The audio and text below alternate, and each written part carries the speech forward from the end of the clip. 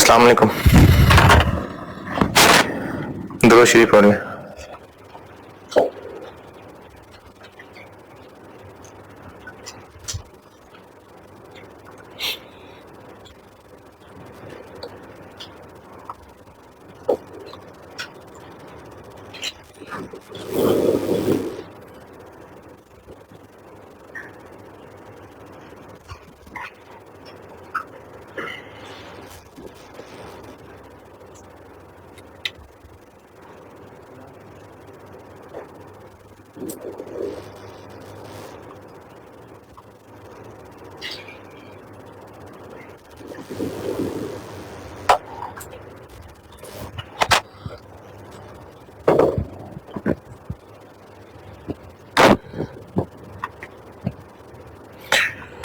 अच्छा जी, अब ये जो इन्वेंट्री की मैंने मिसाल दी थी, जो प्रैक्टिस क्वेश्चन 2 देखा ना, इसमें मैंने इन्वेंट्री की मिसाल दी थी। अगर ये इन्वेस्टमेंट इन शेयर्स होते तो इन्वेंट्री की जगह इन्वेस्टमेंट आ जाती, लेकिन अगर ये होती इन्वेस्टमेंट इन वो शेयर्स जिसको हमने तय किया हुआ है फेयर वैल्यू थ्रू ओसीआई, तो फिर इनको फेयर वैल्यू पे अपडेट करके गेन लॉस कहां ले जाना था, और चूंकि हेजिंग का मकसद ही ऑफसेटिंग है तो फिर डेरिवेटिव का गेन लॉस कहां लेके जाना था, वो भी ओसीआई में। दोबारा प्रैक्टिस क्वेश्चन 2 जो भी पिछली क्लास में किया था, इसमें इन्वेंट्री था। अब इन्वेंट्री की जगह इन्वेस्टमेंट रख के देखें, इन्वेस्टमेंट इन डिवेंचर्स, इन्वेस्टमेंट इन शेयर्स, इसके साथ भी वही सलूक होता जो इन्वेंट्री के साथ किया था। क्या हेज्ड आइटम को भी फेयर वैल्यू पे अपडेट करना है? अच्छा, हेज्ड आइटम जरूरी नहीं कि एसेट हो, वो एक लायबिलिटी भी हो सकती है, वो एक लायबिलिटी भी हो सकती है। हेज्ड आइटम को फेयर वैल्यू पे अपडेट करना है और गेन लॉस कहां लेके जाना है, P&L। और हेजिंग इंस्ट्रूमेंट को करना है जो पहले भी कर रहे थे, जब मैं डेरिवेटिव स्पेकुलेशन सिखा रहा था वो वही है, उसको भी फेयर वैल्यू पे अपडेट करना है और P&L में लेके जाना है। सब पे ऐसे ही है। लेकिन अगर ये जो हेज्ड आइटम है ये इन्वेस्टमेंट इन इक्विटी है, और वो भी वो जिसके लिए हमने पैदाइश पे कसम खाई थी कि इसको हम फेयर वैल्यू थ्रू ओसीआई पे रखेंगे, तो फिर ये अकाउंटिंग ट्रीटमेंट बदल जाएगा। हेज्ड आइटम का गेन लॉस भी कहां जाएगा, ओसीआई में, और डेरिवेटिव का गेन लॉस भी ओसीआई में जाएगा। क्योंकि हमने शेयर्स खरीदे और कल को बेचने हैं, तो पता नहीं प्राइस क्या हो। वो तो देखो, वो तो अकाउंटिंग ट्रीटमेंट है ना कि उसका गेन लॉस कहां जाना है। बिजनेसमैन को ये फिक्र है ना कि पैसे जेब से चले ना जाए, वो तो अकाउंटिंग है कि फेयर वैल्यू थ्रू P&L है कि फेयर वैल्यू थ्रू ओसीआई है। असल में बिजनेसमैन के लिए क्या कंसर्न है कि चीज मैंने खरीदी है, कल को ये ना हो कि सस्ती बिके, तो वो सस्ते बिकने को सिक्योर करना चाह रहा है। तो वो हेज्ड आइटम जो कोई एसेट है, कोई लायबिलिटी है, कोई इवन के कोई फर्म कमिटमेंट है,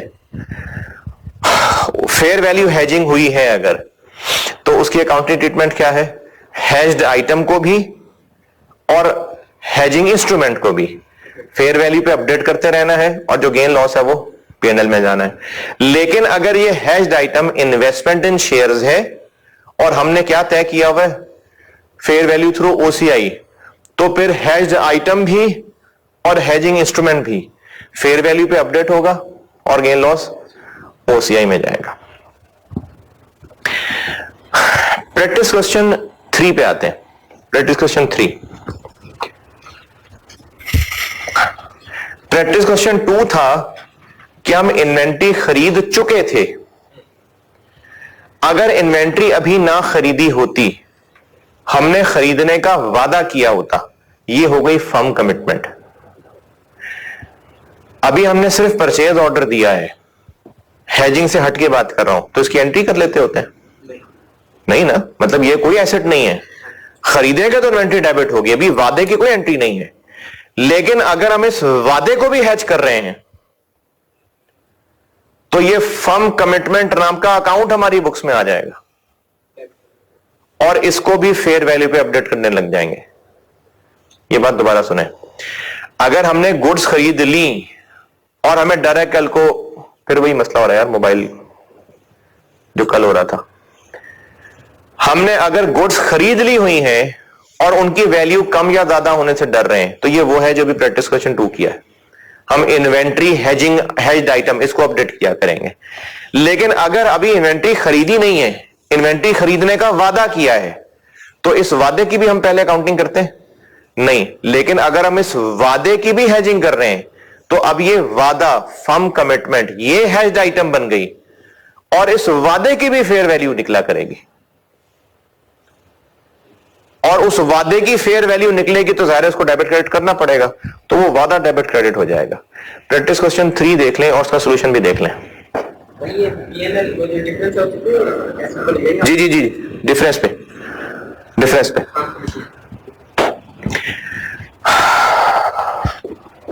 प्रैक्टिस क्वेश्चन 3 देख लें और उसका सोल्यूशन भी देख लें।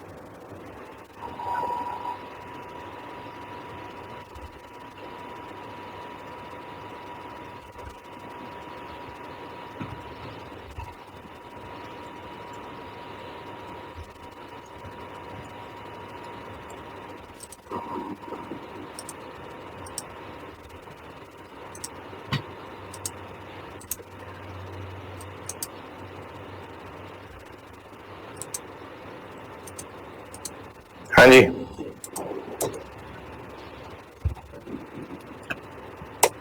डन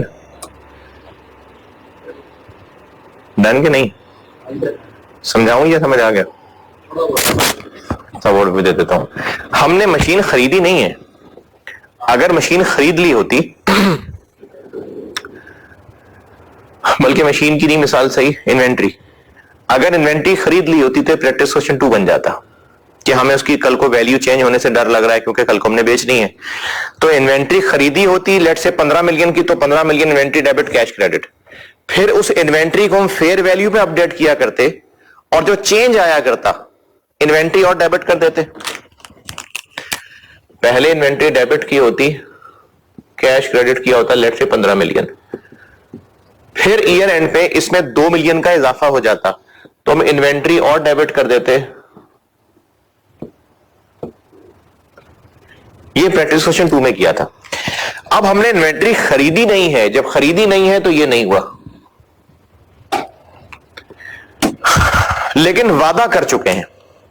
वादा क्या कर चुके हैं कि हमने इन्वेंट्री खरीदनी है, इन अदर वर्ड्स हमने पैसे देने हैं। अब जब पैसे देने हैं तो पैसे देना हमारी कमिटमेंट हो गई ना, तो पैसे देने की वैल्यू कम ज्यादा हो सकती है। कैसे? जैसे वो डॉलर का रेट चेंज हो रहा है, तो हमने पैसे देने हैं, अभी लायबिलिटी नहीं बनाई हुई, लेकिन वादा है, फर्म कमिटमेंट है। तो अगर अब जो पैसे देने हैं उसका हमें लॉस होता नजर आ रहा है कि ज्यादा पैसे देने पड़ेंगे, तो हम फर्म कमिटमेंट नाम की एक लायबिलिटी बना लेंगे। जितने पैसे देने पड़ेंगे नहीं, जितने एक्स्ट्रा देने पड़ रहे हैं वो हम एक लायबिलिटी बना लेंगे और पी अंडर डेबिट हो जाएगा। तो फर्म कमिटमेंट एक हैश्ड आइटम बन जाएगी और इसकी भी fair value increase decrease record होगी।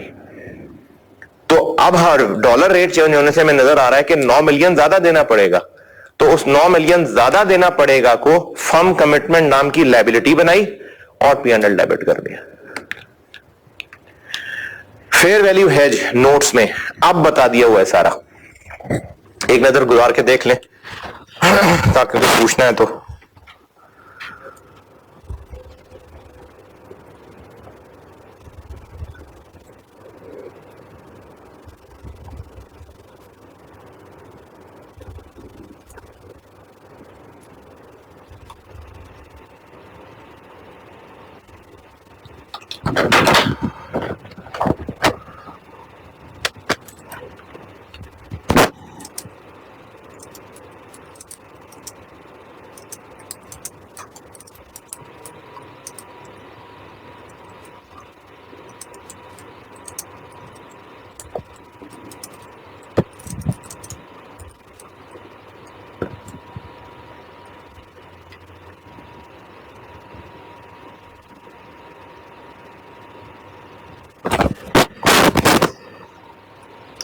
ठीक है, फेयर वैल्यू हेज डन।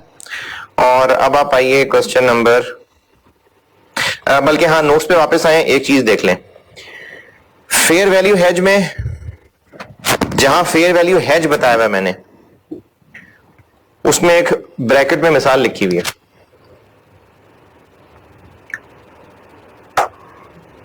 ये क्या है? अगर हमने कुछ लोन लिए हुए हैं या दिए हुए हैं, लिया हुआ है या दिया हुआ है, और वो फिक्स्ड रेट लोन है। फिक्स्ड रेट लोन से मुराद ये है कि हमने 17% पे लोन लिया हुआ है। अब मार्केट में काइबोर जो भी हो, हमें तो 17% ही देना है ना, ये फिक्स्ड रेट लोन है। इसी को उलट कर लें, हमने इन्वेस्ट किया हुआ है फिक्स्ड रेट डिवेंचर्स में, तो रिपोर्टिंग में तो ये बात पता नहीं, मुझे याद नहीं, शायद फाइनेंशियल इंस्ट्रूमेंट्स में की हुई है, शायद इसकी जो मार्केट वैल्यू निकाली जाती है ना, हाँ मेरा ख्याल है की हुई है फाइनेंशियल इंस्ट्रूमेंट्स में। इस डिबेंचर की जो मार्केट वैल्यू निकलती है वो ऐसे निकलती है कि मार्केट में बैठे इन्वेस्टर अपने रिक्वायर्ड रेट ऑफ रिटर्न पे इनकी डिस्काउंटिंग करते हैं, फ्यूचर कैश फ्लोज, और जो आंसर आता है वो इन डिबेंचर्स की वैल्यू लग रही होती है। तो अगर मार्केट में रेट्स चेंज हो रहे हैं लेकिन इस डिबेंचर पे इंटरेस्ट 17% ही मिलना है, तो इसकी वैल्यू कम ज्यादा हो सकती है। ये है हमारा फिक्स्ड रेट डेट, और मार्केट में डिमांड चेंज होने की वजह से इसकी वैल्यू चेंज हो सकती है। तो अगर हम इसकी वैल्यू चेंज होने को डर के हेज करना चाह रहे हैं तो हम कौन सा हेज करेंगे? फेयर वैल्यू हेज करेंगे। हमने कहीं इन्वेस्ट किया हुआ है या हमने बोरो किया हुआ है और वो फिक्स्ड रेट है, तो इसकी फेयर वैल्यू कम ज्यादा हो सकती है, क्योंकि मार्केट में लोगों के रिक्वायर्ड रेट ऑफ रिटर्न कम ज्यादा हो रहे होंगे। तो हम इस फेयर वैल्यू को कम ज्यादा होने से डर रहे हैं और उससे हेज करने के लिए हम फेयर वैल्यू हेज कर रहे हैं। दिसंबर 17 अटेम्प्ट में आए, दिसंबर 17।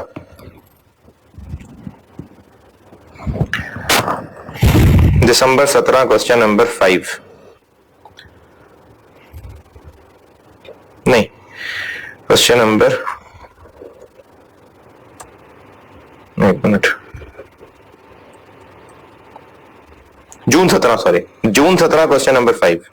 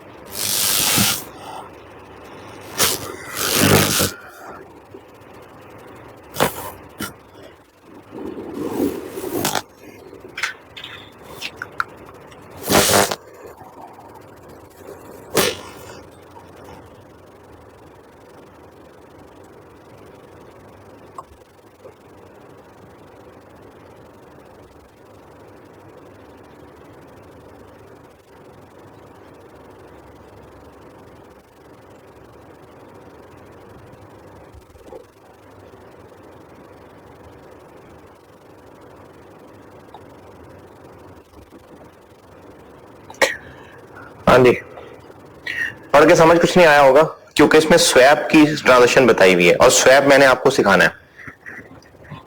पढ़ लिया तो मैं सॉल्व करता हूं। पढ़ लिया? स्वैप समझे, स्वैप क्या होता है?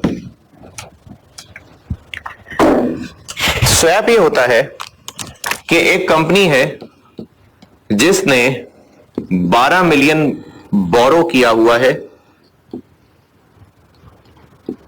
एट काइबोर, यानी ये अपने बैंक को 12 मिलियन लोन पे हर साल काइबोर दिया करता है, जितना भी काइबोर होता है 15%, 18%, 20%, तो ये काइबोर पे किया करता है।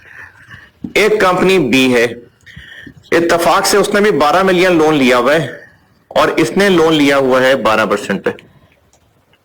ये दो अलग अलग कंपनीज हैं, इन्होंने अपने अपने बैंक्स से लोन लिया हुआ है, लेकिन कंपनी ए को लगता है कि उसने काइबोर पे लोन लेके गलती की है।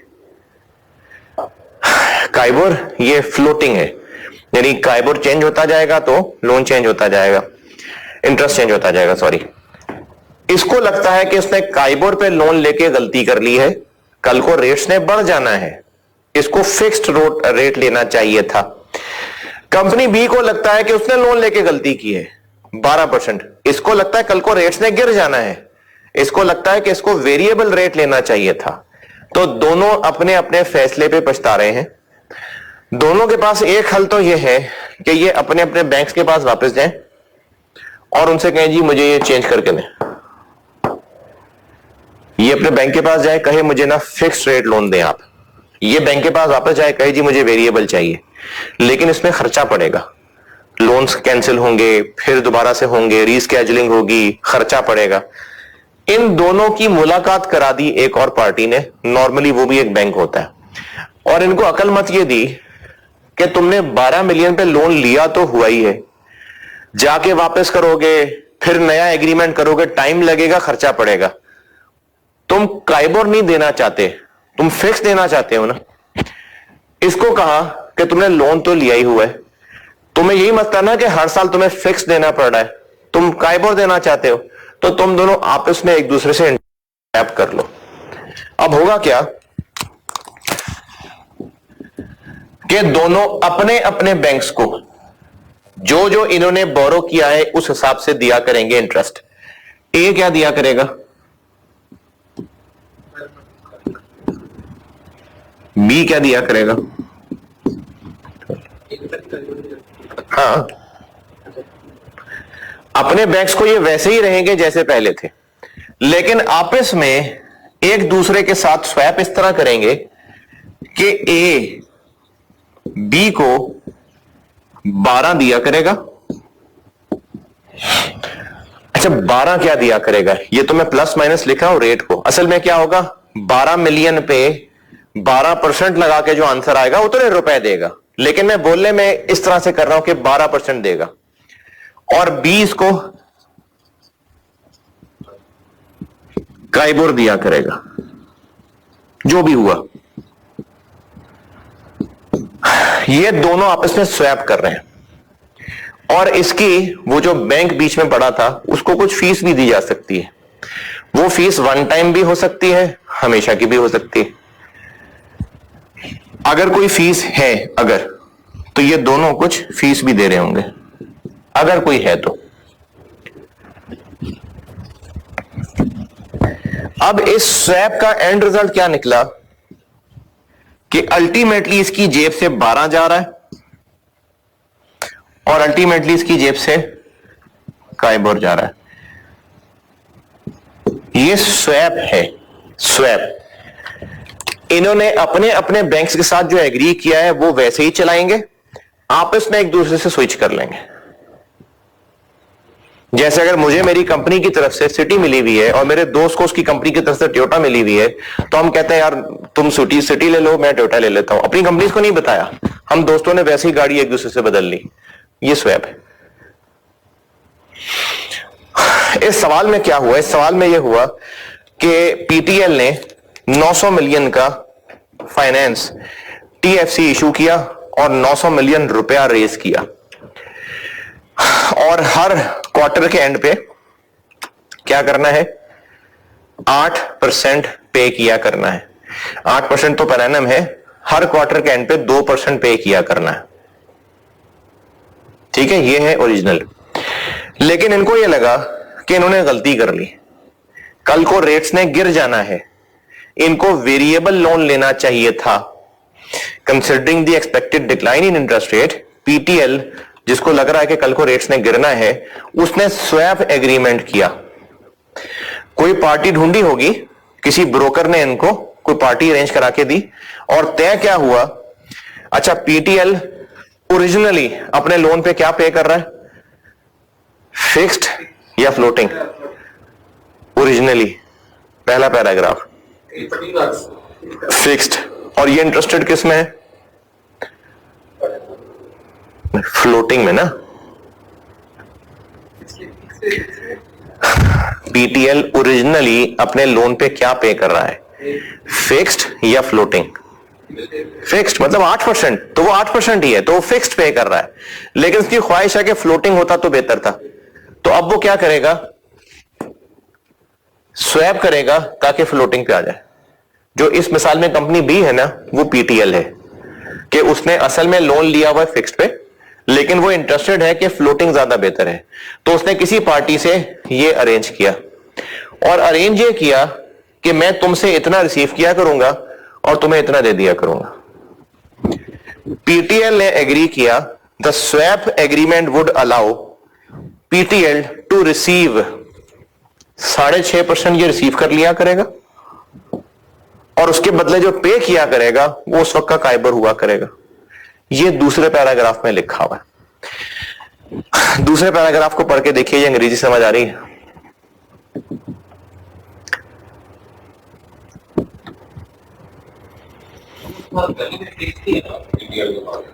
हाँ, नहीं नहीं नहीं नहीं, ये ओरिजिनली 8 दिया करेगा, लेकिन ये हर साल 8 ही दिया करेगा। खुश नहीं है, इसको लगता है कि मैं फ्लोटिंग रेट पे लोन लेता तो ज्यादा बेहतर होता। अब वो किसी पार्टी से स्वैप अरेंज कर रहा है, अपने लैंडर्स को वो 8 ही देगा, लेकिन जो स्वैप किया ना, उसने स्वैप में तय किया कि दूसरी पार्टी, इसने ए से स्वैप किया, ये पीटीएल है, तुम मुझे 6.5 दे दिया करना, मैं तुम्हें काइबर दे दिया करूंगा।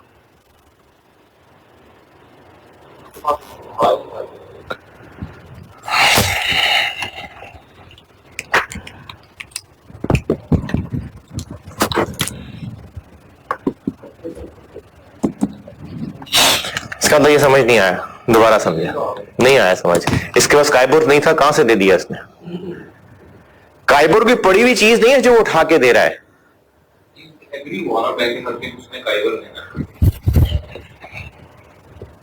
ये ट्रांजेक्शन दोबारा समझे। कंपनी ए ने 12 मिलियन रुपए का लोन लिया हुआ है, जिस पे वो अपने बैंक को हर साल इंटरेस्ट दिया करता है, काइबर।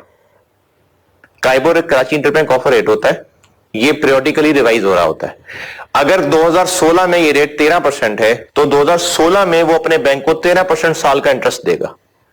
अगर 2014 में ये 13 से रिवाइज होकर 17 पे चला गया, तो 2017 के अंदर 17% देगा। फिर अगर 2018 में ये रिवाइज होकर 11% पे चला गया, तो 2018 में वो 11% देगा। ये मतलब है फ्लोटिंग रेट का, कि ये चेंज हुआ करेगा, वेरिएबल भी कहते हैं इसको। इसको खतरा क्या है कि कल को इंटरेस्ट रेट्स बढ़ ना जाए। तो ये परेशान हो गया कि मुझे गलती कर ली मैंने, कि मैंने फ्लोटिंग रेट पे लोन ले लिया।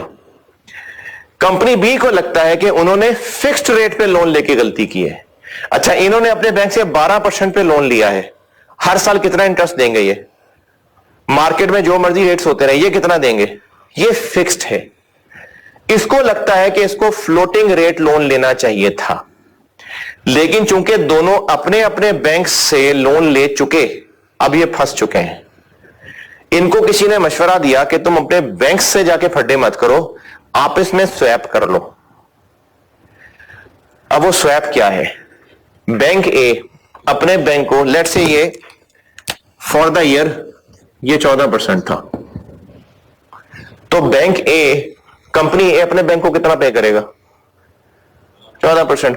14% पे करने का मतलब, कागज पे 14% लिख के दे देगा, क्या मतलब 14% पे करे? लोन अमाउंट इनटू 14%, जो पैसा आएगा वो देगा ना, ये मतलब है 14% पे करने का।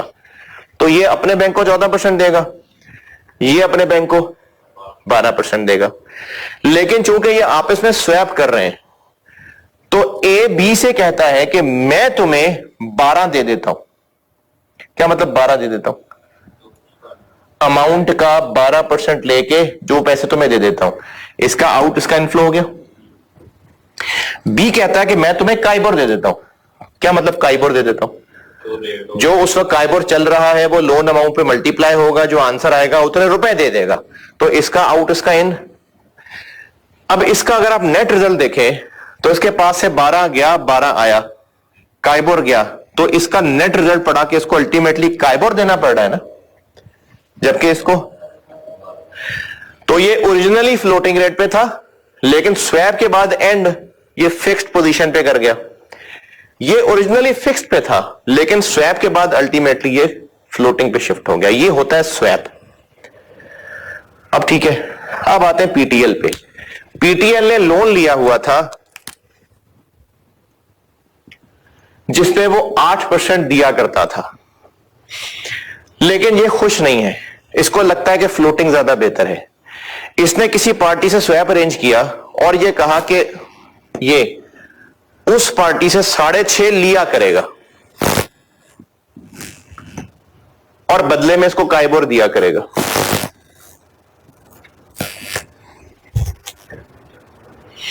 ठीक है,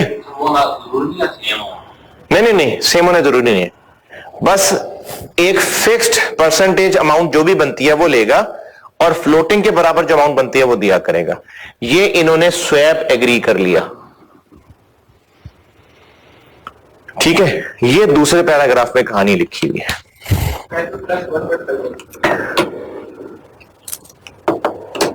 कहां लिखा हुआ है? वुड पे अ वेरिएबल रेट है,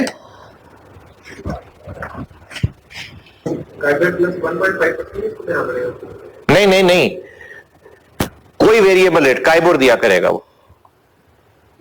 ये दोनों बराबर होने जरूरी नहीं है, तो फिर 1.5 कैसे कर रहे हो आप? आप इसका टोटल एंड रिजल्ट बता रहे हो। अच्छा, वो नहीं मैंने पूछा। ये अपने बैंक को देगा, ये स्वैप वाले से लेगा और ये स्वैप वाले को देगा, तो ये उसने स्वैप कर लिया। अभी इतनी बात की थी मैंने, टोटल नहीं पूछा था। ये दूसरे पैराग्राफ में लिखा हुआ है और उसने काइबोर को नंबर दे दिया कि आप समझें कि इस क्वार्टर में जो काइबोर था ना वो 6.27% था। जैसे मैंने इसको 14 कर दिया ना, तो वो उन्होंने कहा जी 6.27। ठीक है, अच्छा, अब इसमें जो उसका ओरिजिनल लोन है वो एक फिक्स रेट लोन है कि फ्लोटिंग रेट लोन है?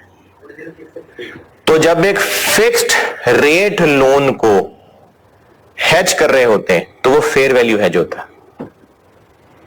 ये मैंने उधर एग्जांपल में वो ब्रैकेट में लिखा हुआ है। जब एक फिक्स्ड रेट लोन को हेज कर रहे हैं ना तो वो फेयर वैल्यू हेज है, और जब हम किसी वेरिएबल रेट लोन को हेज कर रहे होंगे तो वो कैश फ्लो हेज होता है। ठीक है, रिक्वायरमेंट क्या है? एक तो बताएं कि ये जो सब ऊपर है इसकी अकाउंटिंग बता दें कि 2016 का जो क्वार्टर है उसमें क्या होगा, और ना सिर्फ करके दिखा दें, एक्सप्लेन भी करें, यानी जो कर रहे हैं उसकी अंग्रेजी लिखते जाएं। तो हम इस क्वार्टर में क्या क्या कर रहे होंगे? एक तो हम ये कर रहे होंगे कि जो इस सारी कार्रवाई से हमारा इंटरेस्ट एक्सपेंस बनता है, एक तो वो अकाउंट फॉर कर रहे होंगे, फिर उसके अलावा हेज अकाउंटिंग भी कर रहे होंगे। ये फेयर वैल्यू हेज है, ये बात ओके। फिक्स्ड रेट लोन को जब हेज किया जाता है ना तो वो फेयर वैल्यू हेज होता है। असल में जो फिक्स्ड रेट लोन है उसमें क्या ये अनसर्टेनिटी है कि कल को कितना कैश देना पड़ेगा? नहीं है ना। कैश फ्लो हेज नाम से क्या लगता है, क्या हुआ करेगा? कैश फ्लो हेज दूसरा पढ़ाना है मैंने, नाम से क्या लगता है कैश फ्लो हेज क्या होता होगा? जिसमें हमें ये रिस्क होता होगा कि पता नहीं कैश फ्लो क्या होंगे, ये कैश फ्लो हेज होता है। और जिसमें हम ये हेज करना चाह रहे हैं कि पता नहीं वैल्यू कम ज्यादा ना हो जाए, वो फेयर वैल्यू हेज है। तो अगर हमने कोई लोन लिया हुआ है जो फिक्स रेट लोन है, इसमें कुछ कैश फ्लो की अनसर्टेनिटी है नहीं ना, तो फिर इसका कैश फ्लो हेज नहीं हो रहा, इसका फेयर वैल्यू हेज हो रहा है।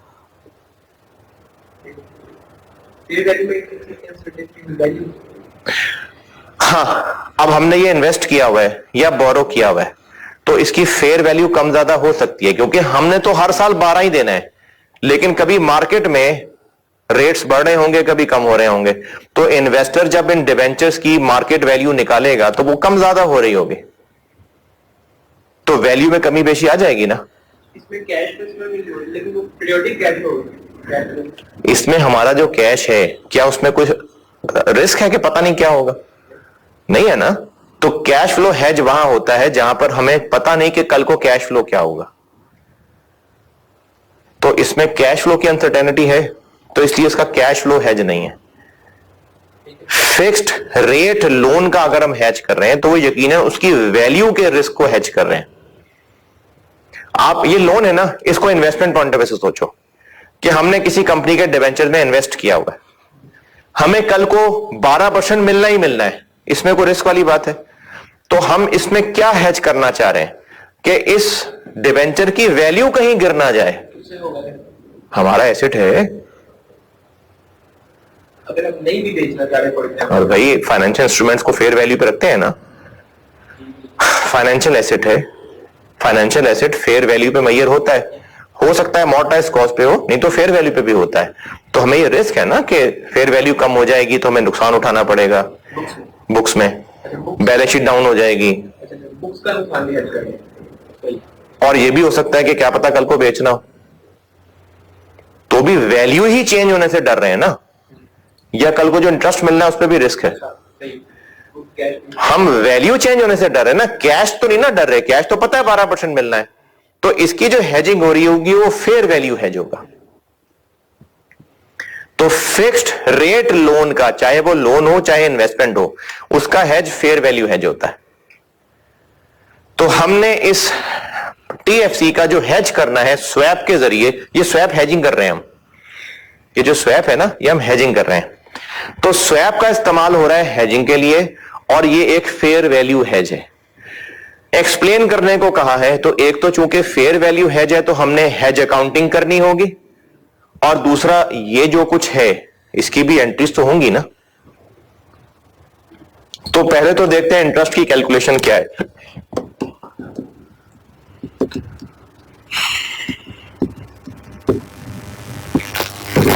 एक्चुअली हमें कितना इंटरेस्ट पड़ना है? एक्चुअली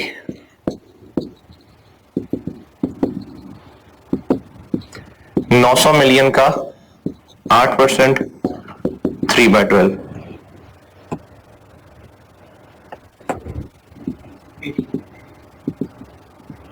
18, ये हमें असल में इंटरेस्ट पड़ना है। स्वैप क्या कर रहे हैं हम? 6.5 लेंगे,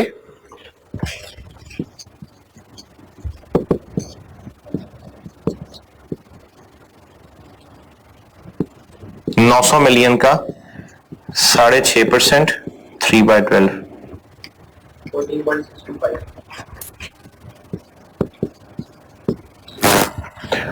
और गाइबोर देंगे, कितना है वो?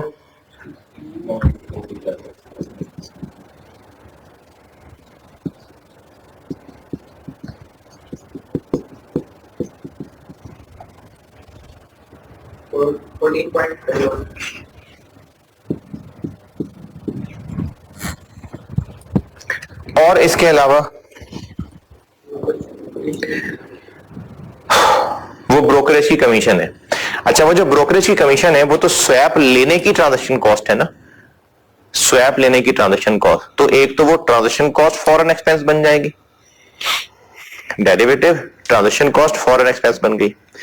उसके अलावा इस क्वार्टर का इंटरेस्ट हमें नेट ये कॉस्ट करेगा कितना? 17.45।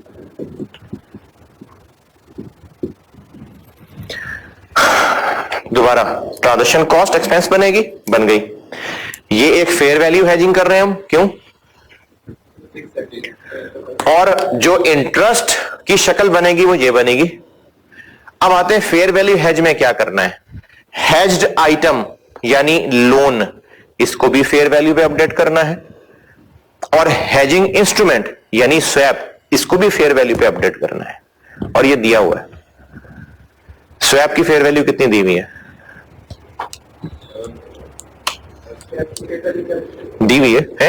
कैसे निकलते हैं? स्वैप की फेयर वैल्यू निकलती है, ये जो कल को डिफरेंसेस होंगे ना, इसमें अगर फायदा नजर आ रहा है तो सबकी पीवी, यानी अगर अगले 2 4 5 साल तक ये चलना है तो फिर इसकी वैल्यूएशन होगी, बकायदा पीवीज निकलती हैं कि इसमें कितना फायदा हो रहा है, कितना नुकसान हो रहा है, वो इसकी फेयर वैल्यू है। तो वो आपको दी हुई है कितनी? 7 पॉइंट लॉस लिखा हुआ है। क्या एंट्री होगी इसकी? P and L debit, financial liability credit. ये हमने हेजिंग इंस्ट्रूमेंट को रिकॉर्ड कर लिया। हेज्ड आइटम उसको भी फेयर वैल्यू पे अपडेट करना है। हेज्ड आइटम क्या है? 900 मिलियन का लोन, बुक्स में कितना रिकॉर्डेड है? 900 मिलियन। फेयर वैल्यू पे लाना है इसको। फेयर वैल्यू कितनी है?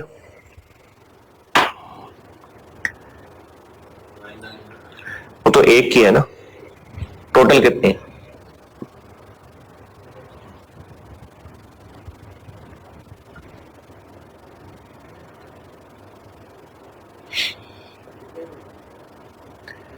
कितने हैं टोटल? 1000 रुपए फेस वैल्यू है, तो 900 मिलियन रुपए कितने डिबेंचर हुए? 1000 से डिवाइड, नंबर ऑफ डिबेंचर आगे 992 का एक है, इंटू 992, 892.8। इस फेयर वैल्यू पे इसको अपडेट करना है। हेज्ड आइटम को फेयर वैल्यू पे अपडेट करना है। गेन लॉस लायबिलिटी है ये, गेन। दोबारा डिस्कशन, चूंकि ये फिक्स्ड रेट लोन है तो उसकी जो हमने स्वैप से हेजिंग की है ये एक फेयर वैल्यू हेज है, इसलिए हम फेयर वैल्यू हेज की अकाउंटिंग करेंगे। अब वो फेयर वैल्यू हेज की अकाउंटिंग क्या होगी? ईयर एंड पे हेज्ड आइटम को भी फेयर वैल्यू पे अपडेट करेंगे, इसको 892 पे ले आएंगे तो लायबिलिटी कम हो रही है तो gain. Hedged item fair value पे आ गई। हेजिंग इंस्ट्रूमेंट को भी फेयर वैल्यू पे लाएंगे, वो दिया हुआ है। P and L debit, financial liability credit 7.29, fair value hedge की अकाउंटिंग हो गई। और वैसे इस क्वार्टर के इंटरेस्ट का क्या मामला है? ये है सवाल। इसमें मुश्किल आपको ज्यादा इसलिए लगी क्योंकि मैंने स्वैप सिखाया अब है। अगर स्वैप पहले सिखाया होता तो फिर स्वैप जो सिखाया होता वो सवाल है। अगर आप इस चीज को फिलहाल इग्नोर करें तो फेयर वैल्यू हेज की अकाउंटिंग की है। हेज इंस्ट्रूमेंट वो भी फेयर वैल्यू पे अपडेट किया और हेज्ड आइटम वो भी फेयर वैल्यू पे अपडेट किया। डेरिवेटिव, स्वैप एक डेरिवेटिव है तो ये हेजिंग इंस्ट्रूमेंट है। ये जो हमारा स्वैप का एग्रीमेंट करना है ये हमारा एक डेरिवेटिव है। हमें इसको करने पे फायदा हो रहा है कि नुकसान हो रहा है? कितने अरसे तक फायदा रहेगा? स्वैप होता है असल में एक सीरीज के लिए कुछ रेट तय कर लेना। फॉरवर्ड, फ्यूचर ये सिंगल ट्रांजैक्शन होती है। स्वैप होता है एक सीरीज के लिए। अब उस सीरीज पे हमें फायदा है, ओवरऑल के नुकसान है, ये इसकी फेयर वैल्यू बता रही है। ये फेयर वैल्यू निकालनी कैसे है ये हमारा स्कोप नहीं है। फेयर वैल्यू दी हुई है। अब उस फेयर वैल्यू पे हेज्ड आइटम फेयर वैल्यू पे अपडेट करना है, हेजिंग इंस्ट्रूमेंट फेयर वैल्यू पे अपडेट करना है। तो इस सवाल में चूंकि स्वैप मैंने साथ सिखाया है तो ये चीज आपके लिए एक नई चीज है क्योंकि मैंने सिखाया अब है, वरना यह सवाल फेयर वैल्यू हेज का सवाल है। और फेयर वैल्यू हेज की अकाउंटिंग क्या है? हेज्ड आइटम भी और हेजिंग इंस्ट्रूमेंट भी, इन दोनों को फेयर वैल्यू पे अपडेट करेंगे, जो गेन लॉस होगा वो पेंडल में जाएगा। ये हो गया फेयर वैल्यू हेज।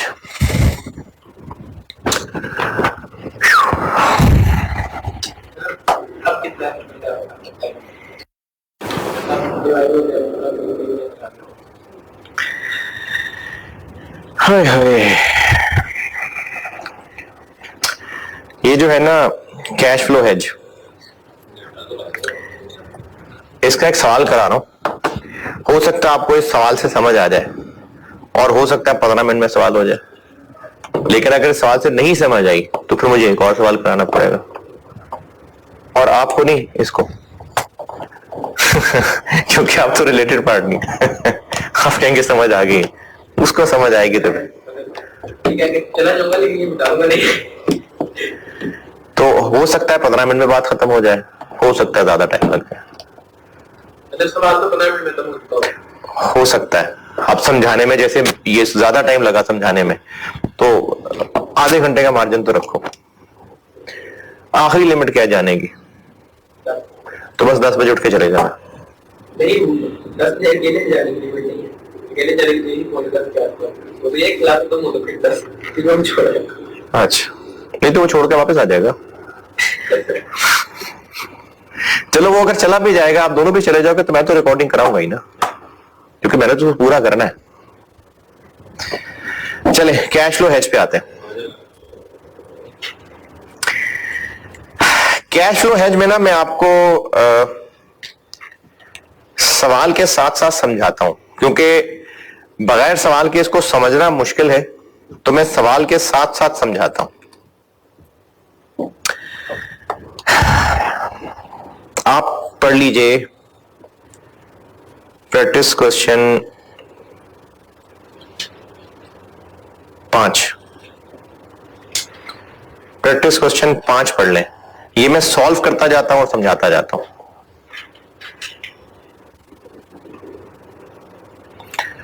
और ये एग्जाम पॉइंट ऑफ व्यू से इंपॉर्टेंट है, यानी अगर मैं पास की बात करूं तो ये इंपॉर्टेंट है।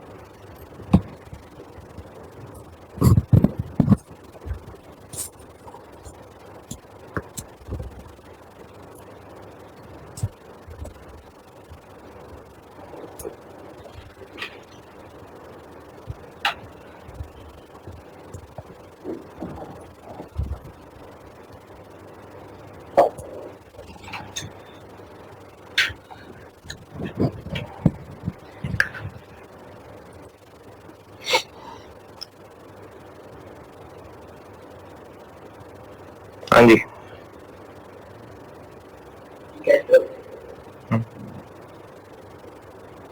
हाँ जी, कैश फ्लो है जी। क्वेश्चन 1 जैसा ही है, उस पर कोई मशीन थोड़ी खरीदनी थी। क्वेश्चन 1 जैसा इसलिए क्योंकि इसमें फॉरवर्ड है। कैश फ्लो हेज क्या होता है? कैश फ्लो हेज होता है कि जब हमने कल को कैश रिसीव करना है या पे करना है, जैसे मिसाल के तौर पे हमने डेटर से कल को पैसे लेने हैं, तो और डेटर भी है फॉरेन करेंसी, तो पता नहीं कल को कितना कैश मिले, तो फिक्र क्या हो रही है कि कैश पता नहीं कितना मिले। इस पता नहीं को हम कैश फ्लो हेज से हेज करेंगे। स्पेकुलेशन में तो हम सिर्फ फॉरवर्ड से खेल रहे थे ना, अब वो लिंक हो गया है अपने किसी और एसेट के साथ। तो हमने एक एक्सपोर्ट की हुई है, डेटर है हमारा, उस डेटर से रिसीवेबल है, लेकिन चूंकि वो फॉरेन करेंसी रिसीवेबल है तो पता नहीं हमें कल को कितना कैश मिले। तो अब हम कैश से घबरा रहे हैं ना कि वैल्यू से घबरा रहे हैं, तो ये कैश फ्लो है जी हमारा। इसी तरह से इंपोर्ट है और एक क्रेडिटर आउटस्टैंडिंग है, पता नहीं कल को क्या डॉलर का रेट होता है, हमें पता नहीं कितने पैसे वापस करने पड़े, तो हम किस चीज से घबरा रहे हैं? कैश से घबरा रहे हैं ना, कैश फ्लो है जी। लोन लिया हुआ है काइबोर पे, पता नहीं कल को कितना लोन इंटरेस्ट देना पड़े, तो कैश से घबरा रहे हैं ना, ये इसका कैश फ्लो हेज करेगा। ठीक है। Forecast, highly probable forecast transaction, highly probable forecast transaction. हमने यकीनन अपना इरादा कर लिया है कि हमने अगले साल या 2 महीने 6 महीने के बाद कुछ इन्वेंट्री खरीदनी है। इरादा किया, वादा नहीं किया। वादा कर लिया होता तो फर्म कमिटमेंट, इरादा किया है तो हाईली प्रोबेबल फोरकास्ट ट्रांजैक्शन। तो उसमें फिक्र क्या है कि कल को जब गुड्स खरीदी, अच्छा भी गुड्स खरीदी नहीं है तो गुड्स की वैल्यू का मसला नहीं है, फिक्र क्या हो रही है कि कल को पैसा जेब से कितना जाता है, तो ये कैश फ्लो हेज है। लेकिन इन दोनों में आपस में कुछ ना कुछ कॉमन है, यानी ऐसा हो सकता है कि एक ही रिस्क को फेयर वैल्यू हेज से किया जा रहा हो वर्सेस उसी रिस्क को कैश फ्लो हेज से किया जा रहा हो। ये मैनेजमेंट ने सोचना है, वो जो है ना फॉर्मल डॉक्यूमेंटेशन होनी चाहिए, ये मैनेजमेंट ने फैसला करना है। कॉन्सेप्ट क्या है वो मैंने आपको बता दिया कि अगर हम डर रहे हैं कि कल को कितना कैश आए जाएगा पता नहीं, तो ये कैश फ्लो हेज है। ठीक है। क्वेश्चन नंबर 5 में हेज्ड आइटम क्या है? Firm commitment. फर्म कमिटमेंट क्यों? हमने मशीन खरीदने का कॉन्ट्रैक्ट कर लिया, फर्म कमिटमेंट है, लेकिन हम इसके लिए कैश फ्लो हेज कर रहे हैं। अच्छा, फर्म कमिटमेंट के लिए पिछले सवाल के अंदर फेयर वैल्यू हेज की थी प्रैक्टिस क्वेश्चन 3 में।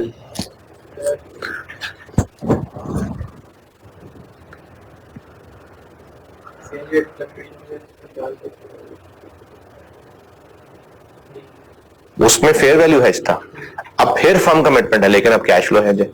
तो ये जो होता है ना फॉरेन करेंसी वाला, इसके ऊपर आईएएस की तरफ से इजाजत है कि आप चाहे तो उसको फेयर वैल्यू हेज कर लें, चाहे कैश फ्लो हेज कर लें। फर्म कमिटमेंट के ऊपर आईएएस की तरफ से इजाजत है जहां फॉरेन करेंसी इन्वॉल्व है कि चाहे वो फेयर वैल्यू हेज हो जाए चाहे वो कैश फ्लो हेज हो जाए। वरना वैसे मोटी मोटी बात क्या है कि कोई रिसीवेबल या लायबिलिटी जिसके पैसे कितने आने जाने इस बात से डर रहे हैं तो कैश फ्लो हेज होगा, और अगर हम किसी एसेट या लायबिलिटी की वैल्यू चेंज होने से डर रहे हैं तो फेयर वैल्यू हेज होगा। फर्म कमिटमेंट ये वेरी कर सकता है। हाईली प्रोबेबल फोरकास्ट ट्रांजैक्शन ये बस कैश फ्लो हेज में ही आता है। आप फेयर वैल्यू हेज की अंग्रेजी पढ़ेंगे ना, उसमें हाईली प्रोबेबल ट्रांजैक्शन नहीं है, कैश फ्लो हेज में है। दोबारा, रिसीवेबल और पेएबल, हम पैसे लेने देने से डर रहे हैं ना, रिसीवेबल और पेएबल कैश फ्लो हेज होगा। इन्वेस्टमेंट, इन्वेंट्री, लोन्स, इनकी वैल्यू चेंज होने से डर रहे हैं तो फेयर वैल्यू हेज होगा। फर्म कमिटमेंट ये सवाल के कॉन्टेक्स्ट पे डिपेंड करता है। Highly probable forecast transaction cash flow hedge होगा। ठीक है। Practice question 5 cash flow hedge.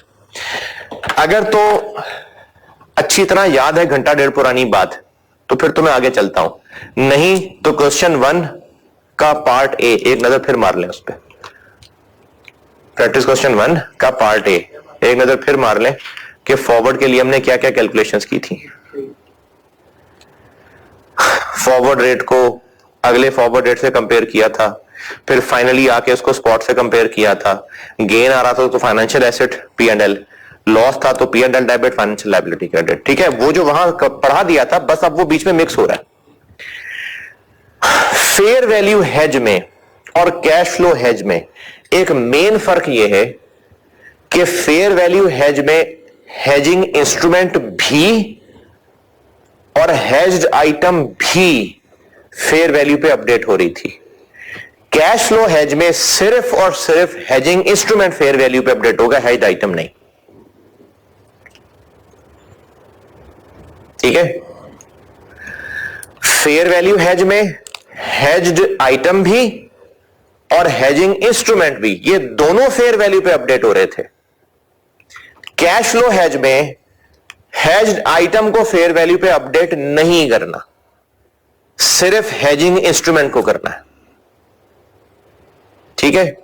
लेकिन वर्किंग में हेज्ड आइटम का गेन लॉस निकालना जरूर है। Fair value hedge hedged item को भी और हेजिंग इंस्ट्रूमेंट को भी, दोनों को फेयर वैल्यू पे अपडेट करना है। Cash flow hedge, hedge item को फेयर वैल्यू पे अपडेट अकाउंट फॉर नहीं करना, बस वर्किंग में कैलकुलेट करना है। लेकिन हेजिंग इंस्ट्रूमेंट को फेयर वैल्यू पे अपडेट करना है।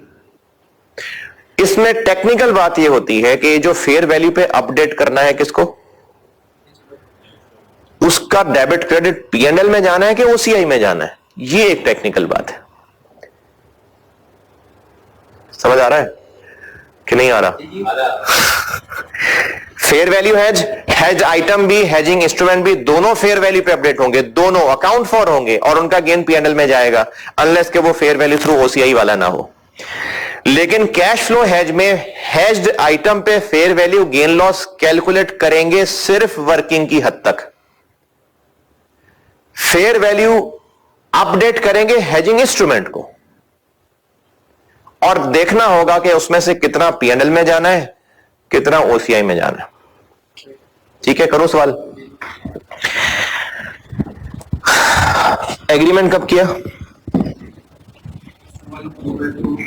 1 अक्टूबर को। 1 अक्टूबर को एग्रीमेंट कर लिया और अभी फौरन के फौरन हमने फॉरवर्ड कॉन्ट्रैक्ट भी कर लिया।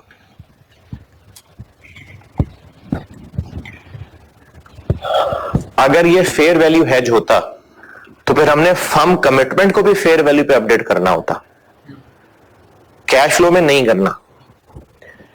1 नवंबर को क्या एंट्री, फर्स्ट कब किया कॉन्ट्रैक्ट? 1 अक्टूबर को। 1 अक्टूबर को क्या एंट्री होगी? कुछ भी नहीं। तो 1 अक्टूबर को कुछ भी नहीं।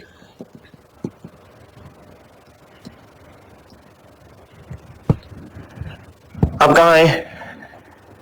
ईयर एंड पे आते हैं। ईयर एंड पे आ गए। अच्छा, ईयर एंड पे आके ना एंट्री बाद में करता हूं, पहले एक वर्किंग देखें।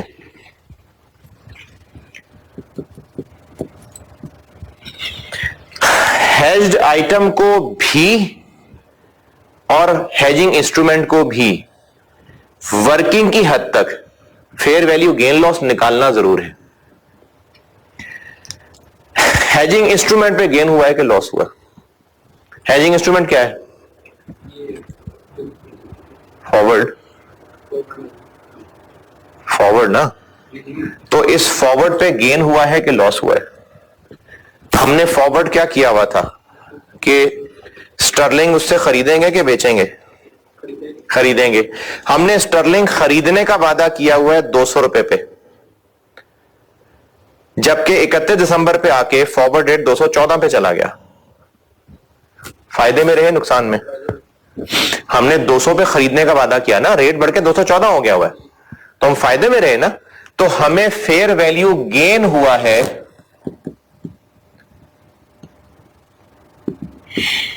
ऑन इंस्ट्रूमेंट कितना? 214 माइनस 200, इतना गेन हो गया ना हमें। और कितने?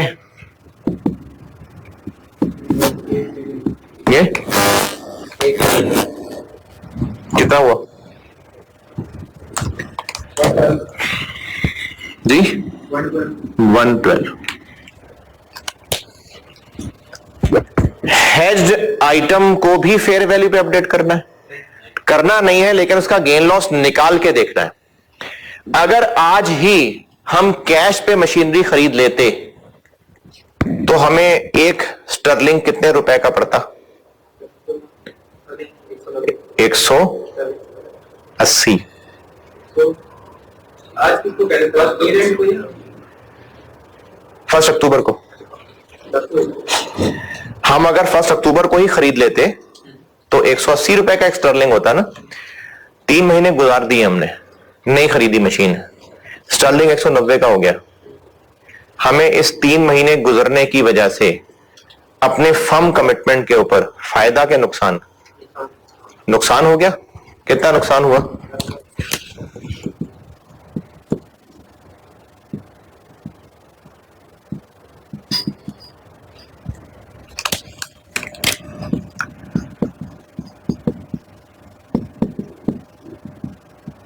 जी कितना कितना नुकसान हुआ?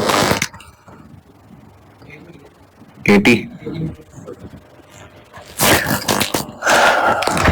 ये दोनों फिगर्स कैलकुलेशन समझ आई? इनमें से अकाउंटिंग किसकी करेंगे हम? इसकी अकाउंटिंग नहीं करनी।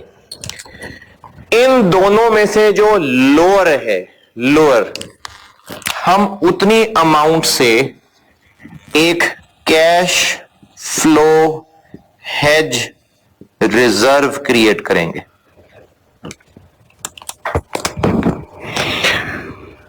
इंस्ट्रूमेंट पे भी, आइटम पे भी गेन लॉस निकलेगा। आइटम यहाँ पे वो हेज आइटम फर्म कमिटमेंट है ना, कितने पैसे देने पड़ेंगे?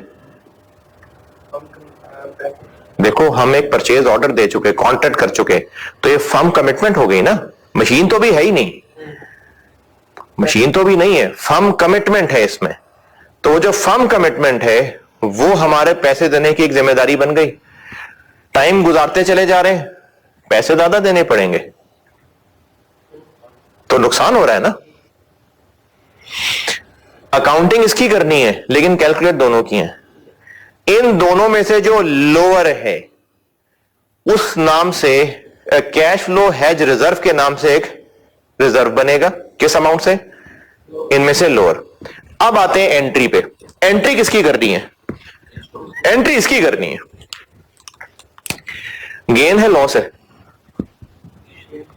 Financial asset debit.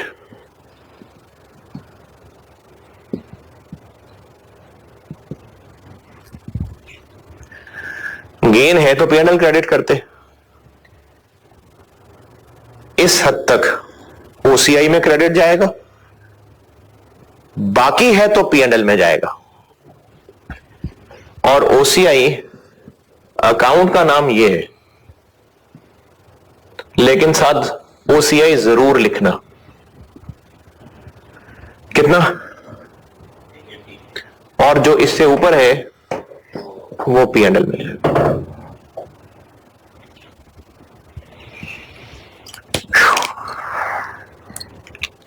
ये वर्किंग समझ आई? क्योंकि अगला स्टेप इससे थोड़ा सा और मुश्किल और होने लगा है, लेकिन कैश फ्लो है जाइए। हो गए 15 मिनट, लेकिन मुझे उम्मीद है कि समझ आ जाएगा ये। इस पे कुछ और पूछना है तो पूछ लें। वो पहले सोचो। अच्छा, ईयर एंड आ गया, फेयर वैल्यू गेन लॉस निकाला दोनों का, लेकिन अकाउंट फॉर सिर्फ इंस्ट्रूमेंट वाला करना है। अच्छा, यहां पर एक सवाल हो सकता है, ये गेन है, ये लॉस है, तो लॉस तो नेगेटिव है, तो दोनों में से लोअर तो नेगेटिव वाला ही होगा ना। पॉजिटिव 112 छोटा है कि -80 छोटा है?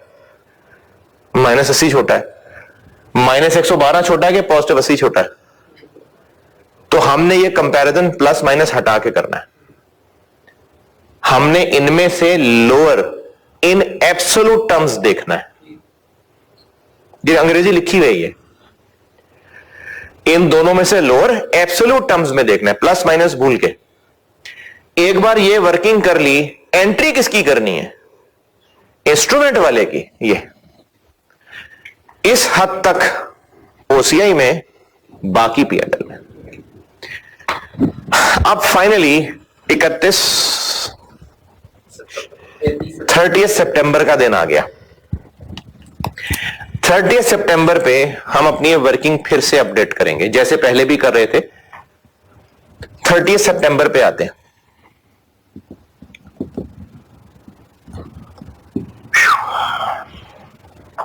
ये जो दोनों फिगर्स निकालनी है ना, ये क्यूम्यूलेटिव निकालनी है। क्यूम्यूलेटिव। फॉरवर्ड, हमने शुरू में कितना फॉरवर्ड किया था? 200। इवेंचुअली हमें फायदा हुआ कि नुकसान? कितना? 222 माइनस 200 ना, 22 रुपए का फायदा हुआ क्यूम्यूलेटिव। अच्छा, अब आप कहें जी 14 तो पहले लिख दिया तो 8 नहीं, क्यूम्यूलेटिव। क्यूम्यूलेटिव हमें फेयर वैल्यू गेन हुआ है इंस्ट्रूमेंट पे।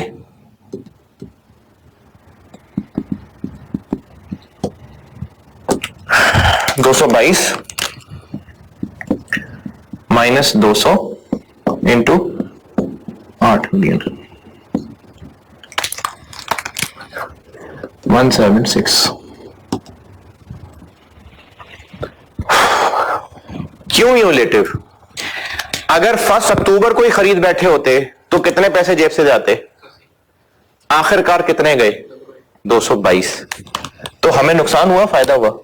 ज्यादा पैसे गए जेब से, नुकसान।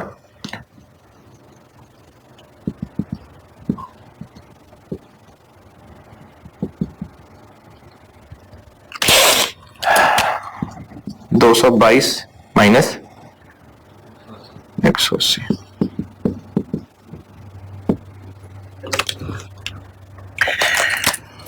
हुए लोअर 176।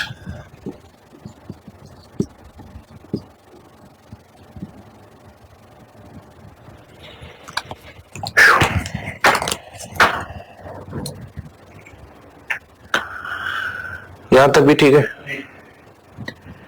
अकाउंटिंग किसकी करनी है? इसकी नहीं करनी, इसकी। लेकिन 176 की एंट्री करनी है। एंट्री कितने की करनी है? एंट्री तो उसकी करनी है ना। इसी को आगे चला रहा हूं।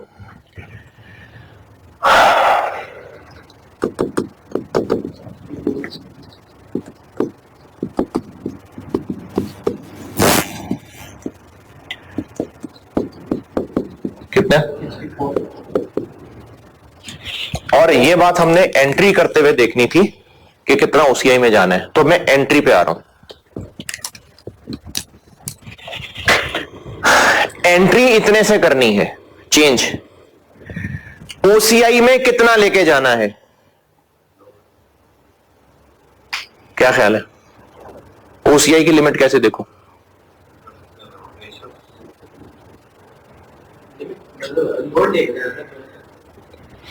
लोअर एंट्री का नहीं है, लोअर रिजर्व का बैलेंस है।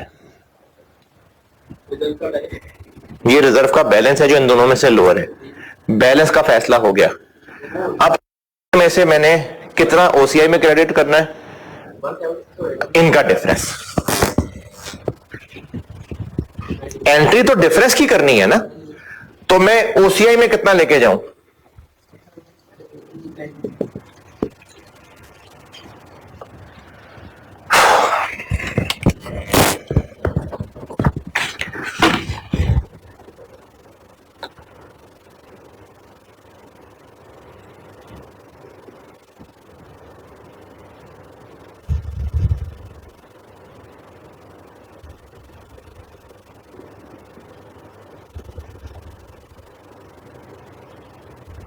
जी, ओसीआई में मैं कितना लेके जा सकता हूं?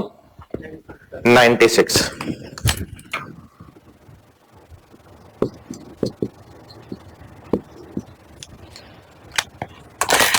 एंट्री 96 से करनी है। एंट्री इससे करनी है। ये क्यों निकाला है? इतना ओसीआई में जा सकता है लेकिन इतना लेके जाना है नहीं। एंट्री इससे करनी है। तो क्या पता चल रहा है कि सारा का सारा 64 ओसीआई में जा सकता है। अगर ये 100 होता तो 100 में से 96 ओसीआई में जाता, 4 पीएनएल में जाता।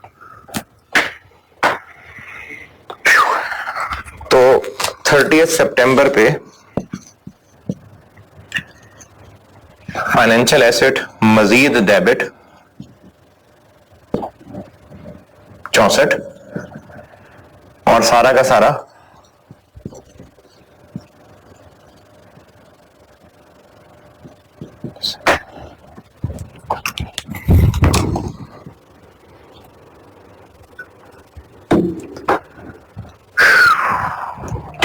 बहुत मुश्किल तो नहीं है। तरीका ही कौन सा मजमून लिखना है कि क्यों कर रहे हैं।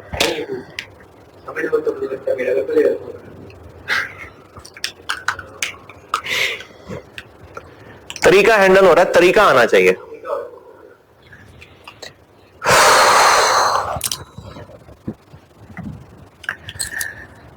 हैज की अकाउंटिंग हो गई पूरी।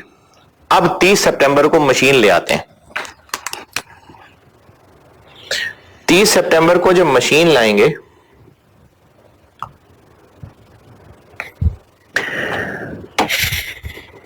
तो IS-21 मशीन पहले दिन रिकॉर्ड कर रहे हैं हम 30 सितंबर। एक्सचेंज रेट कौन सा लगेगा? उस दिन वाला। तो मशीन कितने से डेबिट?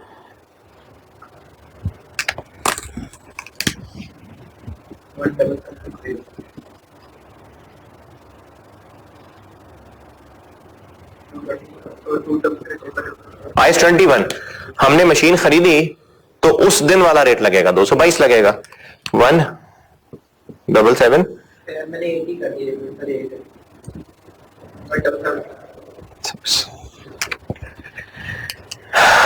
पैसे कितने जेब से जाएंगे? क्योंकि हमने तो फॉरवर्ड किया हुआ है ना। हमारे तो 200 जेब से जाएंगे। तो कैश कितने से क्रेडिट?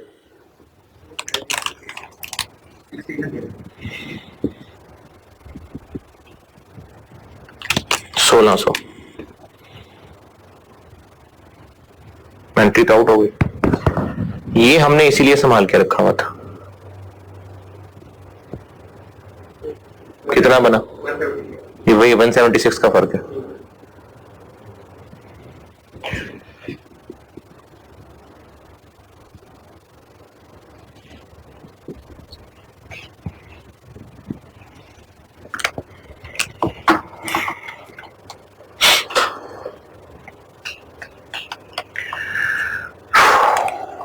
अभी रहता है सवाल?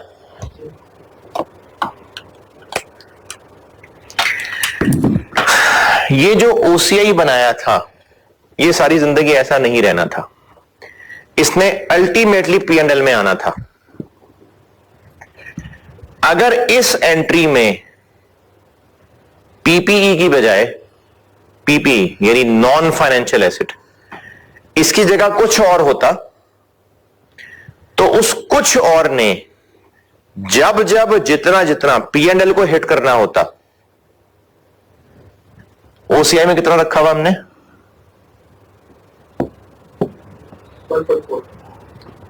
1 तब उतना 144 P&L में जाता रहता।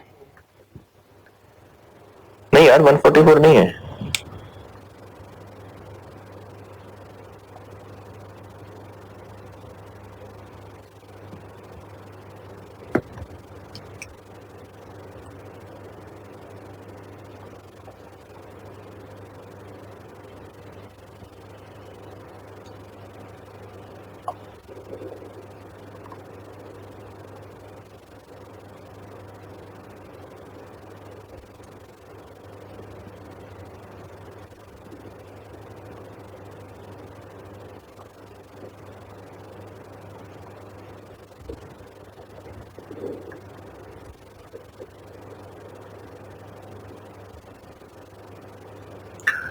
एक मिनट पॉज करना जरा।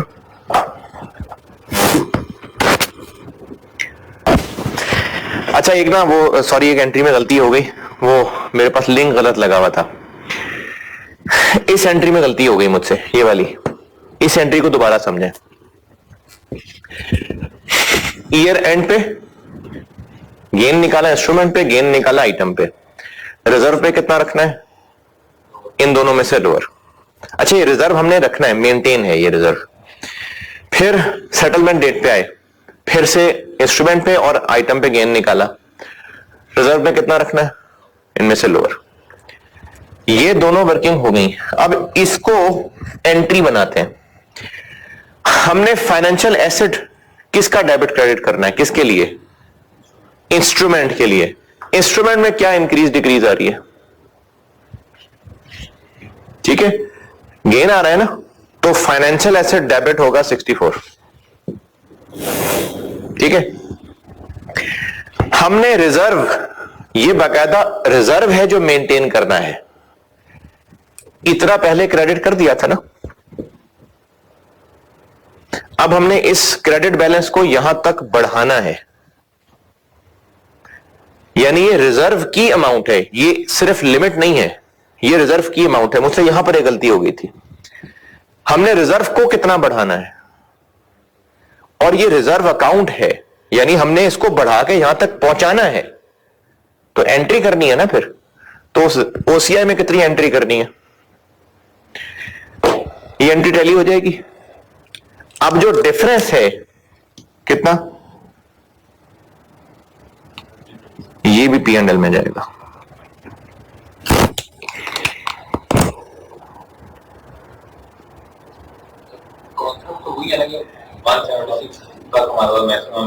जी अच्छा, अब वो ना लिमिट वाली बात गलती हो गई थी। लिमिट नहीं है, हमने रिजर्व में इतना बैलेंस रखना है, यहां पे गलती हुई थी मुझसे। लिमिट का वर्ड हटा लेता हूं मैं। रिजर्व में इस अमाउंट तक पहुंचाना है। अब पहले उतना क्रेडिट किया था, इसको यहां तक पहुंचाना है, तो और क्रेडिट करना है ना, 96 और क्रेडिट करना है। लेकिन डेबिट सिर्फ कितना करना है, तो अब जो डिफरेंस है वो पी एंड एल। तो वो जो एंट्री ये की हुई है ना, इसमें एक अमेंडमेंट कर रहा हूं।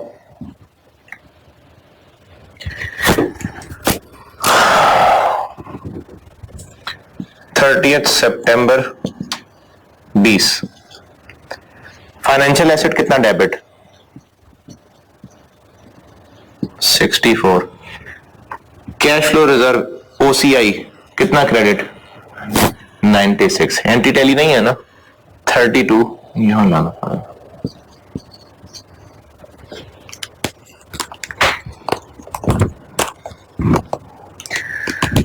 अच्छा, इसकी भी एक रीजन है। हम अकाउंटिंग असल में किसकी कर रहे हैं, डेबिट क्रेडिट किसका कर रहे हैं, इंस्ट्रूमेंट का ना। ये चूंकि इंस्ट्रूमेंट वाले से कम था, तो मजबूरन हम ओसीआई सिर्फ इतना रख सकते थे, जो ऊपर वाला था वो पीएनएल में डालना पड़ा।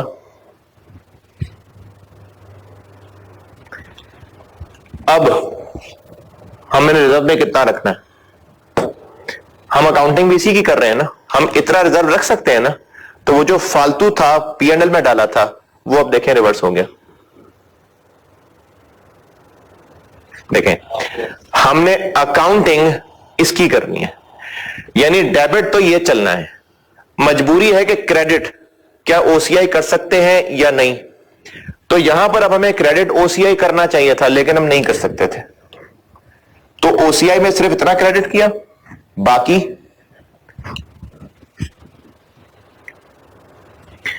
लेकिन जब हम रिजर्व में इस अमाउंट के बराबर ला सकते हैं, तो एंट्री इसी की हो रही है ना, इसकी तो नहीं ना चला रहे हम एंट्री हम इसकी कर रहे हैं, यानी इसमें जितना भी अब तक डेबिट क्रेडिट होना था वो सब ओसीआई में जा सकता है ना।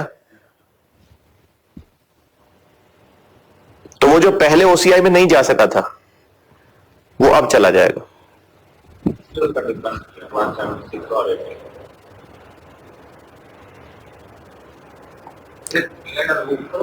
हाँ, चूंकि हमने इतनी अमाउंट फाइनेंशियल एसेट डेबिट करनी है, इसके अगेंस्ट कुछ क्रेडिट करना था ना, वो ओसीआई करना था, लेकिन हम उस वक्त ओसीआई नहीं कर पा रहे थे, तो पीएनएल कर दिया। अब कर सकते हैं ना, तो वो जो पहले फालतू पीएनएल में डाला था, अब वो रिवर्स हो गया, ये वो रिवर्स हो गया। अच्छा, अब देखो फाइनेंशियल एसेट में कितना बैलेंस आ रहा, ओसीआई में कितना आ रहा, 176।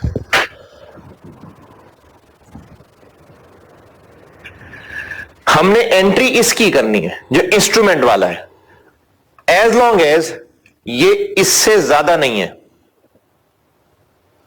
एज लॉन्ग एज ये इससे ज्यादा नहीं है, तो इसका क्रेडिट ओसीआई में जाएगा।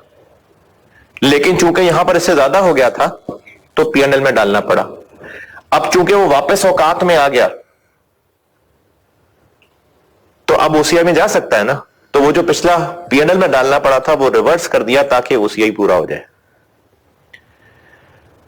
अगर नहीं समझ आ रहा तो मैं कैलकुलेशन का तरीका बताता हूं। ये कैलकुलेट हो गया, ये ओके। क्यूमुलेटिव गेन इंस्ट्रूमेंट पे, क्यूमुलेटिव गेन आइटम पे, और इनमें से लोअर रिजर्व। सेटलमेंट डेट पे आ गए, क्यूम्युलेटिव गेन इंस्ट्रूमेंट पे, क्यूम्युलेटिव गेन आइटम पे, लोअर रिजर्व आ गया। अब जब ये काम कर लिया ना, तो अब देखते हैं कि एंट्री का क्या करना है। इनका डिफरेंस एंट्री करनी है, इसके डिफरेंस की एंट्री करनी है, और वो एंट्री अगर पूरी नहीं हो रही तो P&L।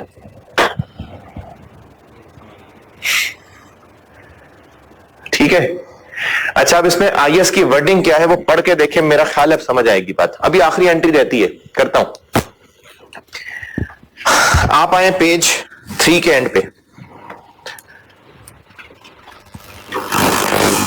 पेज 3 का एंड, कि कैश फ्लो हेज कहता कि ये IS की वर्डिंग कॉपी की हुई है मैंने। Accounting for cash flow hedge, A कह रहा है कि एक separate component cash flow hedge reserve के नाम से बनेगा, is adjusted to the lower of following in absolute amounts. अब ये फॉलोइंग क्या है? 1. Cumulative gain loss on hedging instrument. 2. Cumulative gain और लॉस ऑन हेज्ड आइटम। इनमें से लोअर एब्सोल्यूट टर्म में रिजर्व मेंटेन होगा। ठीक है, ये ए है। अब आते हैं बी पे। द गेन और loss on hedging instrument is accounted for as follows. यानी अकाउंटिंग किसकी करनी है?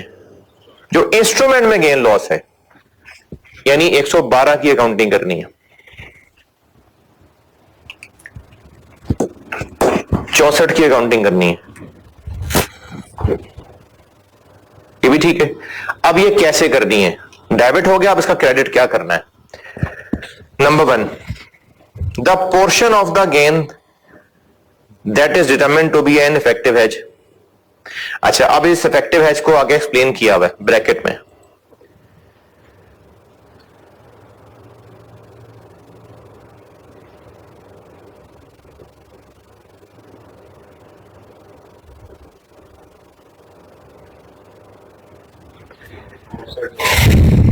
ये पहली दफा था ना, तो रिजर्व 0 से 80 पे आया है, तो चेंज इन रिजर्व क्या है? 80। इसमें से जितना इस तक ऑफसेट हो रहा है, यानी 80, वो OCI में जाएगा। नंबर 2, एनी रिमेनिंग वो P&L में जाएगा। ब्रैकेट में लिखा है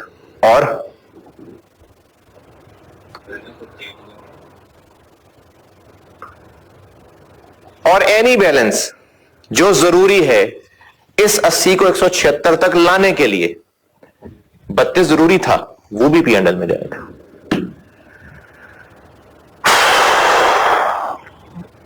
ये जो मैंने एग्जांपल बना दिया ना, अल्हम्दुलिल्लाह, इतनी गहरी मैंने खुद ना सवाल देखा ना किसी किताब में देखा है। यानी ये जो इतना अच्छा बन गया ना सवाल लग शुक्र, अभी बीच में उलझ गया था, लेकिन अल्लाह का शुक्र है हो गया रिजॉल्व। तो इतना कंप्रिहेंसिव सवाल है नहीं कहीं किताब के अंदर, तो आप इसी सवाल को 1 2 3 4 दफा कर लेना, तो ये तबीयत साफ हो जाएगी। इस एंट्री को करने के बाद ये एंट्री हो गई थी। मशीन कितने से डेबिट? IS 21। जब मशीन पहुंचेगी उस दिन वाला रेट लगेगा। कैश हमने तो फॉरवर्ड किया, जेब से तो जाना ही 200 है, कैश क्रेडिट। और फाइनेंशियल एसेट ये और ये क्रेडिट। अगली एंट्री, अगर खरीदी जाने वाली चीज कोई नॉन फाइनेंशियल एसेट है, आखिरी पॉइंट है बस, खत्म कैश फ्लो हेज। खरीदी जाने वाली चीज अगर कोई नॉन फाइनेंशियल एसेट है, नॉन फाइनेंशियल PPE, तो वो जो रिजर्व बनाया हुआ है कितना, ये उसी की कॉस्ट में जाके डेबिट क्रेडिट हो जाएगा। अगर ये कोई नॉन फाइनेंशियल चीज है तो एक एंट्री और होगी, और जितना भी रिजर्व में बैलेंस आ रहा है ये उसकी कॉस्ट में डेबिट क्रेडिट हो जाएगा। रूल है। तो कितना रिजर्व आ रहा है? 176। ये यहां से भी पता चल रहा है। रिजर्व यानी क्रेडिट बैलेंस आ रहा है ना, तो इसको मशीन में ट्रांसफर कर देंगे, यानी कैश रिजर्व हो जाएगा डेबिट,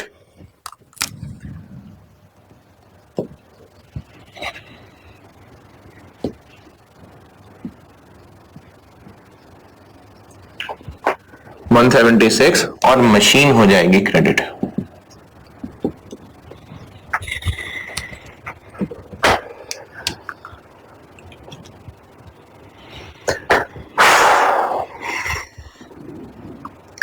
लेकिन अगर ये कोई नॉन फाइनेंशियल एसेट नहीं है, तो फिर जब जब इस चीज ने पीएनएल में जाना है, तब तब ये रिजर्व पीएनएल में चला जाएगा।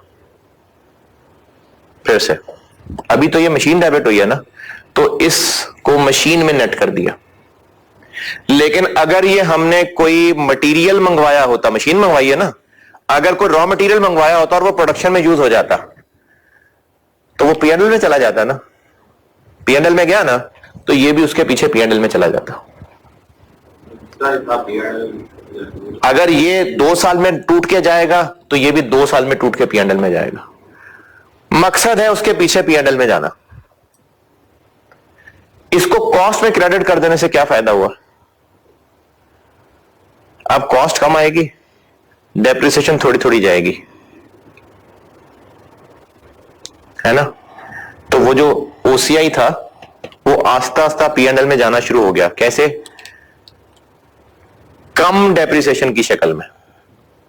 तो अगर आखिरी एंट्री, अगर ये कोई पीपी वगैरह है, तो ये रिजर्व उसकी कॉस्ट में एडजस्ट हो जाएगा। लेकिन अगर ये कोई पीपी वगैरह नहीं है, तो जब जब इस चीज ने पीएनएल में जाना है, तब तब वो रिजर्व भी पीएनएल को ट्रांसफर होता जाएगा। अभी तो चूंकि पीपी था ना, तो अभी हमने इसको खत्म करके कॉस्ट का हिस्सा बना दिया, रिजर्व खत्म। अब नहीं रिजर्व ने पीएनएल में जाना। अगर ये नहीं है, अगर ये मशीन ना होती, तो फिर ये चीज, जो भी चीज होती, इन्वेंट्री होती, जब इन्वेंट्री पीएनएल में जाती ना, उस वक्त ये पीएनएल में चला जाता।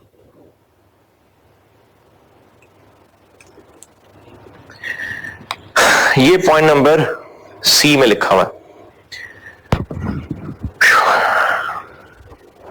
सी के 1 में लिखा हुआ है, नहीं बल्कि इन्वेंट्री भी इसी की मिसाल थी। इन्वेंट्री नहीं, कोई और फ्यूल वगैरह होता।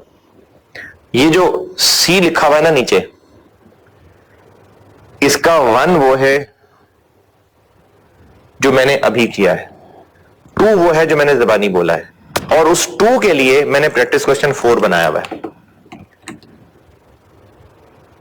ये पढ़ लीजिएगा, प्रैक्टिस क्वेश्चन 4 देख लीजिएगा।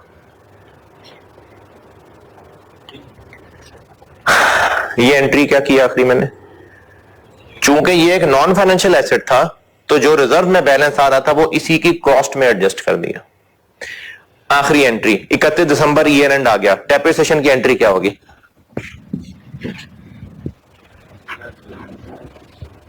डेप्रिसिएशन डेबिट और एक्यूमुलेटेड डेप्रिसिएशन क्रेडिट। कॉस्ट कितनी है मशीन की?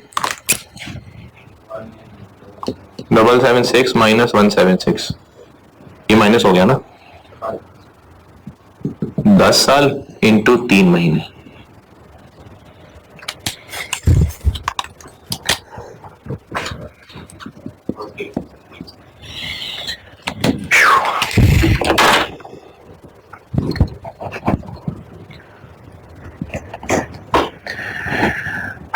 इसी सवाल को, प्रैक्टिस क्वेश्चन 5 को, इसी को अच्छी तरह 2-3 दफा कर लें, 5 दफा कर लें।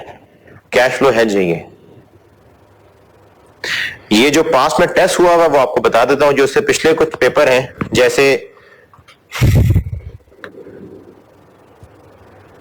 दिसंबर 15 क्वेश्चन नंबर 6, इससे हल्का सवाल है।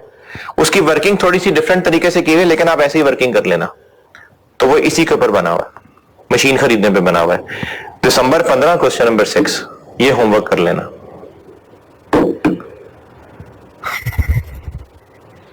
ठीक है। अच्छा, एक हो गया फेयर वैल्यू हेज, ये हो गया कैश फ्लो हेज। एक हेज है hedge of net investment in foreign operation. आखिरी पेज पे आखिरी चीज, इसके बारे में आईएससी कहता है कि ये वैसे ही है जैसे कैश फ्लो हेज को डील करते हैं, और नीचे अंग्रेजी भी वही लिखी हुई है?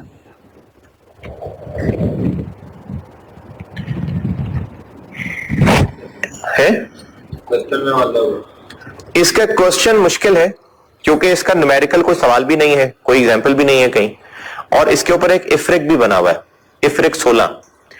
इफ्रिक 16 जो है ना वो बस पढ़ने से ताल्लुक रखता है। आपने उसको आईकेप की बुक से नहीं पढ़ना, आईकेप की बुक ने समराइज किया है लेकिन मिसाल अजीब सी बना दी है, थोड़ा लेंथी है, लेकिन आप ओरिजिनल इफ्रिक से पढ़ना। जिनके पास स्टैंडर्ड नहीं है तो मैंने वो इफ्रिक 16 भी अपलोड कर दूंगा, आप वहां से पढ़ना। उसमें एक एप्लीकेशन गाइडेंस है, उसने ना एक बड़ी डिटेल मिसाल एक्सप्लेन की हुई है मोस्टली वो थ्योरेटिकल चीज ही, यानी उसका न्यूमेरिकल नहीं, टेस्ट भी नहीं कभी हुआ, उसको कोई सवाल भी नहीं बना हुआ, यानी इस पे कुछ सवाल ही नहीं है मार्केट के अंदर। तो आप वो एग्जाम्पल पढ़ के देखिएगा, जितनी को समझ आ जाए उस पर सब्र शुक्र कर लेना। है क्या है ये कि एक पेरेंट है, उसकी फलानी सब्सिडरी है, फलानी भी सब्सिडरी है, वहां भी फॉरेन करेंसी, वहां भी फॉरेन करेंसी, तो वो उनमें किस तरह से हेजिंग मैनेज करे। वो अपनी सब्सिडरीज में जो उसका पैसा फंसा हुआ है उसकी भी तो हेजिंग कर सकता है ना, क्योंकि फॉरेन सब्सिडरीज हैं, तो वो इनको कैसे मैनेज करे। फलाने का पैसा फलाने के साथ लिंक कर ले, फलाने के लिए फॉरवर्ड कर ले, फलाने के लिए कुछ और कर ले। ये ग्रुप की एक मैनेजमेंट है, इस पे न्यूमेरिकल सवाल कोई नहीं है, यानी ये कैफियत का नाम है कि पेरेंट क्या करे, किस तरह से प्लान करे, इसके ऊपर एक डिस्कशन है। पढ़ के समझ आ गया ठीक है, नहीं तो जितना हो गया छोड़ देना उसको। इफ्रिक 16, हेजिंग खत्म, फाइनेंशियल इंस्ट्रूमेंट्स खत्म। बस अल्लाह हाफिज।